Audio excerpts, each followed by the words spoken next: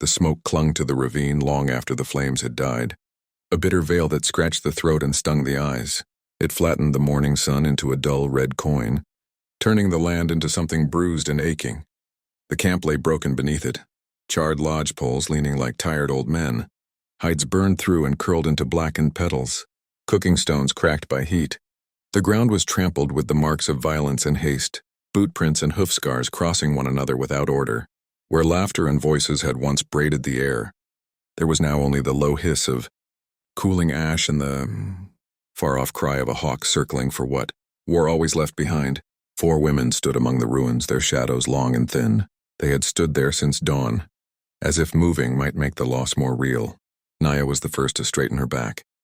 She was not tall, but grief had given her a kind of gravity that pulled the others close without a word. Her hair, streaked with gray, was bound simply at her neck, and her face bore lines etched deep by sun and years of watching the horizon.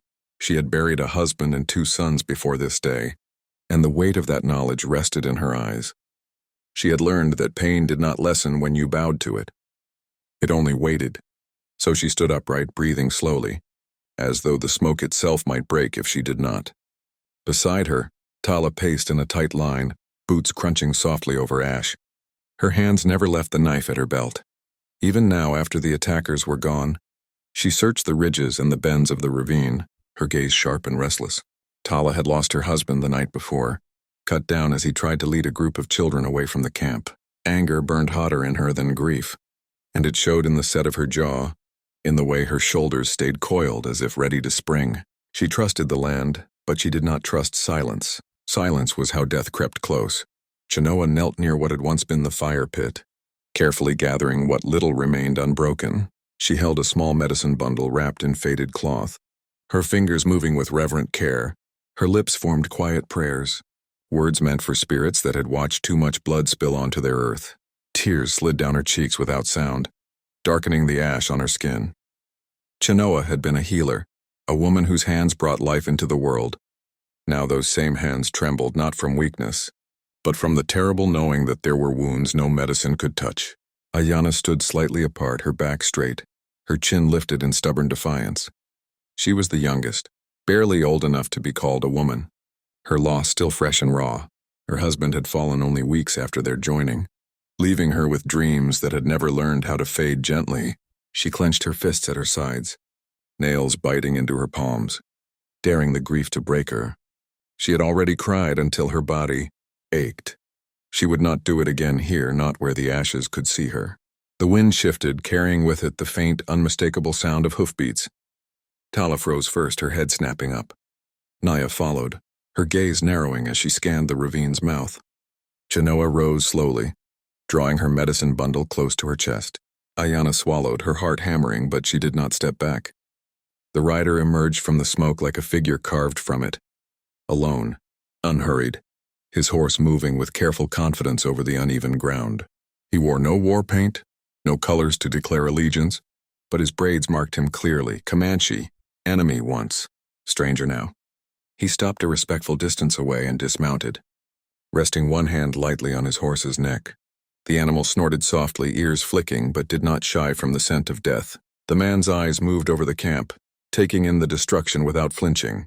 Then they settled on the women. The air between them tightened, heavy with history and blood. Naya felt it press against her chest, that old weight of choices made too late. She stepped forward before fear could argue otherwise. Each step felt like crossing a line drawn generations ago, but she crossed it all the same. Survival had its own courage. "You travel alone," she said, her voice steady despite the dryness in her throat. The Comanche inclined his head slightly. "I do." "Our camp is gone," Naya continued. "Our men are dead." His gaze softened just a fraction. He did not offer words that would ring hollow. Behind Naya, Tala's fingers tightened on her knife. Chenoa's prayers faltered. Ayana's breath caught. Naya drew a slow breath, tasting smoke and ash. She thought of the coming winter, of empty hands and colder nights, of how the land showed no mercy to the unprotected. Pride would not keep them alive. Memory would not feed them. "Save us," she said, the words simple, stripped bare of ornament. "Take us with you." For a long moment, the only sound was the wind threading through the broken poles. The Comanche studied them one by one. He saw Tala's fury, sharp as a blade. He saw Chenoa's sorrow, deep and reverent. He saw Ayana's youth, wounded but unbowed. And in Naya he saw the strength of someone who had learned how to carry many graves without laying down. "You ask much," he said finally. Naya nodded. "We know." She did not beg. She did not bow her head. She stood in the ruins of everything she had loved and offered what remained of herself with clear eyes. If this was to be the end, she would meet it standing. The Comanche's hand tightened briefly on his horse's reins. Somewhere beyond the ravine, the land waited, harsh, wide, indifferent. Whatever he chose here would echo across it. The widows waited with him, 4 figures against the ash, holding their breath as if the future itself hovered just beyond the smoke. The Comanche did not answer at once. He turned instead toward the open land where the ravine widened, and the smoke thinned, revealing a ribbon of river far off. Catching the light like a blade laid flat against the earth, he studied it as if weighing the measure of distance and danger written into every mile. The horse shifted beneath his hand, sensing the pause, and the leather creaked softly. When he finally spoke, his voice was low, steady, the sound of a man used to choosing carefully. "I ride toward peace," he said, "not toward safety. They are not the same." Naya inclined her head. "We understand the difference." He looked back at her, surprised, then let his gaze pass again across the others. "If you come, you do not belong to me," he continued. "No chains, no promises I cannot keep. We protect one another, or we part ways when the road demands it." Tala's jaw tightened. "And if trouble finds us?" "It always does," he replied. "We face it standing." That was enough for her. She nodded once, sharp and decisive, and eased her hand from her knife. Chenoa stepped forward next, lifting her medicine bundle and holding it out with both hands. It was a small thing, wrapped in cloth worn thin by years of touch, but the gesture carried weight. Trust given was trust returned. The Comanche accepted it briefly, pressing it to his forehead before handing it back, an acknowledgement that settled something unseen between them. Ayana did not wait.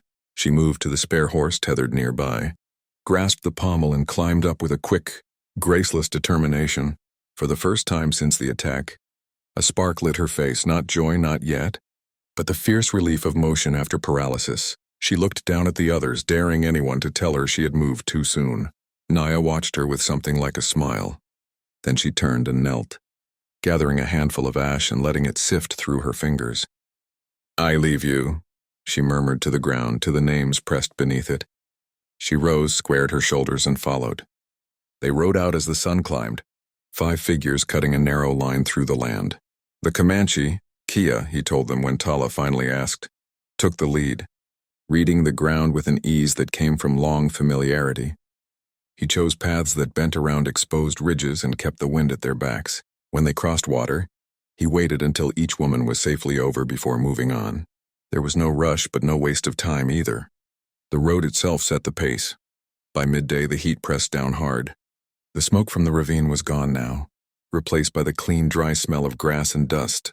Ayana rode with her face lifted to the wind, letting it tangle her hair loose from its bindings. Tala ranged close to Kia's shoulder, alert, asking short questions about the land ahead, about water and shelter. He answered simply, without condescension. Chenoa rode behind them, murmuring prayers that shifted into songs as the miles unfolded, the old words settling into the rhythm of hooves. Naya brought up the rear, watching the line hold, together, measuring what had been broken and what might yet be remade. They made camp as evening bled gold into purple. Kia chose a low place near a stand of cottonwoods, sheltered from the worst of the wind. He showed Tala where to set a small fire that would give heat without shouting its presence across the plain. Chenoa prepared what little food they had, dried meat shared evenly, water rationed carefully. No one spoke of hunger. It was understood. When the fire caught, Ayana stared into it, the flames painting her face with movement. "My husband wanted to see the river at night," she said suddenly, the words tumbling out as if they had been waiting. He said it sounded like breathing. Chenoa nodded. "It does." Silence settled again, but it was different now, less sharp, less accusing. Kia added a small branch to the fire and sat back on his heels. "Tell me their names," he said quietly. "If you wish." Naya spoke first, naming her husband and sons, her voice steady, as though each name were a stone placed carefully rather than a wound reopened. Tala followed, her words clipped, her eyes fixed on the dark beyond the firelight. Chinoa named many, husbands, brothers, children, her voice a soft thread weaving memory into the night. Hayana hesitated, then spoke one name barely above a whisper. The fire crackled, carrying the sound upward. When the story slowed, Kia told them of his own road, of riding between camps, of choosing solitude after too many wars fought for other men's pride. He did not speak of great deeds or victories. He spoke of listening to the land, of learning when to move and when to stay still. It was not a tale meant to impress, but to explain. Night deepened. Stars pricked through the dark, bright and indifferent. One by one, the women settled, cloaks drawn close. Tala took first watch without being asked. Kia did not argue. He simply nodded and lay down with his back to a log, trusting her alertness as she trusted his judgment. Near dawn, the cold crept in. Ayana shivered, and without ceremony, Naya shifted closer, draping an extra blanket over her shoulders. Chinoa rose to feed the fire, whispering thanks to the spirits for carrying them through another night. When the sun rose, the land looked different again. Wide, dangerous, and full of promise. The river lay closer now, its distant murmur just audible. Kia stood stretching, and looked at the small group assembled around the embers. "We ride," he said simply. They mounted without hesitation. As they moved out, Naya glanced back once, then forward again, fixing her gaze on the line of water and the unmarked road beyond it. The past rode with them, quiet, heavy, but it no longer held the reins. Whatever waited ahead would meet them together, not as captor and captives, not as enemies bound by fear, but as people who had chosen, in the wake of ruin, to endure.